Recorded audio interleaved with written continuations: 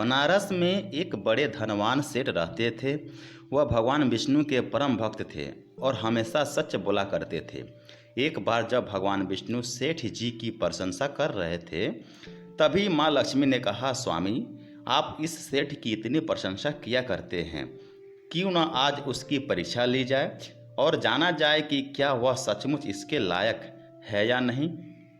भगवान बोले, ठीक है, अभी सेठ गहरी निद्रा में है, आप उसके स्वप्न में जाएं और उसकी परीक्षा ले लें।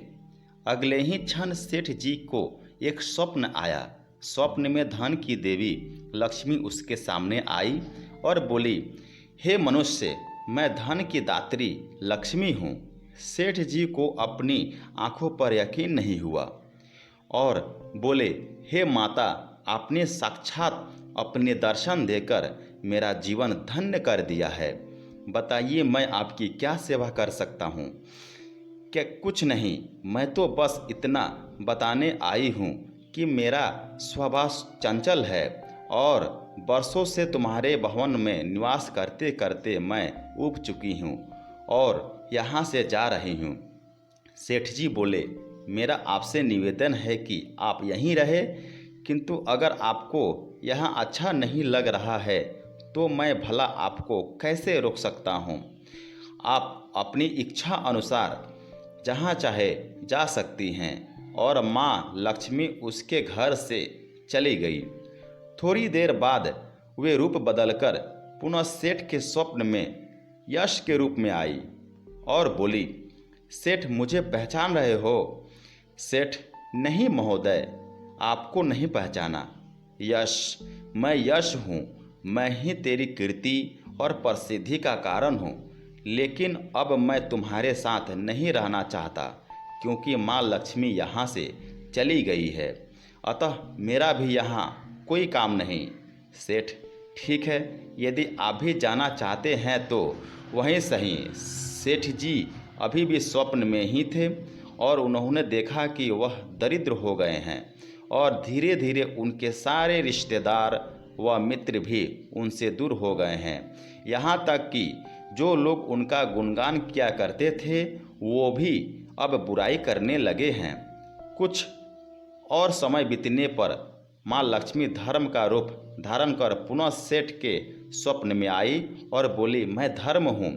माँ लक्ष्मी और यश के जाने के बाद मैं भी इस दरिद्रता में तुम्हारा साथ नहीं दे सकता। मैं जा रहा हूँ, जैसी आपकी इच्छा, सेठ ने उत्तर दिया और धर्म भी वहाँ से चला गया। कुछ और समय बीत जाने पर माँ लक्ष्मी सत्य के रूप में स्वप्न में प्रकट हुई और बोली, मैं सत्य हूँ। लक्ष्मी, यश और धर्म के जाने के बाद अब मैं यहाँ नहीं से जाना चाहता हूँ। ऐसा सुनते ही सेठ जी ने तुरंत सत्य के पांव पकड़ लिए और बोले, हे महाराज, मैं आपको नहीं जाने दूंगा। भले ही सब मेरा साथ छोड़ दे, मुझे त्याग दे, पर कृपया आप ऐसा मत करिए। सत्य के बिना मैं एक क्षण नहीं रह सकता। यदि आप चले जाएंगे तो मैं तत्काल ही अपने प्राण त्याग दूंगा। लेकिन तुमने बाकी तीनों को बड़ी आसानी से जाने दिया, उन्हें क्यों नहीं रोका? सत्य ने प्रश्न किया। सेठ जी बोले, मेरे लिए वो तीनों भी बहुत महत्व रखते हैं, लेकिन उन तीनों के बिना भी मैं भगवान के नाम का जाप करते करते उद्देश्यपूर्ण जीवन जी सकता हूँ। परंतु यदि आप चले गए तो मेरे जीवन में झूठ प्रवेश कर जाएगा और मेरी वाणी अशुद्ध हो जाएगी। भला ऐसी वाणी से मैं अपने भगवान की वंदना कैसे कर सकूँगा? मैं तो किसी भी कीमत पर आपके बिना नहीं रह सकता। सेठ जी का उत्तर सुन सत्य प्रसन्न हो गया और उसने कहा, तुम्हारी अटूट भक्ति ने मुझे यहाँ रुकने पर विवश कर दिया और अब मैं यहाँ से कभी नहीं जाऊँगा। और ऐसा कहते हुए सत्य अंतर्ध्यान हो गया। सेठ जी अभी भी निद्रा में थे। थोड़ी देर बाद स्वप्न में धर्म वापस आया और बोला, मैं अब तुम्हारे पास ही रहूँगा, क्योंकि यहाँ सत्य का निवास है। सेठ जी ने प्रसन्नतापूर्वक धर्म का स्वागत किया। उसके तुरंत बाद यश भी लौट आया और बोला, जहाँ सत्य और धर्म है वहाँ यश स्वतः ही आ जाता है। इसलिए अब मैं भी तुम्हारे साथ ही रहूँगा।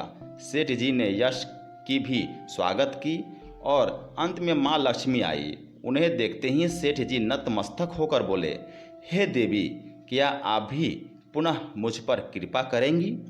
अवश्य, जहाँ सत्य, धर्म और यश हो वहाँ मेरा वास निश्चित है।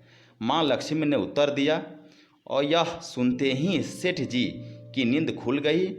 उन्हें यह सब स्वप्न लगा, पर वास्तविकता में वह एक कड़ी परीक्षा से उत्तीर्ण होकर निकले थे।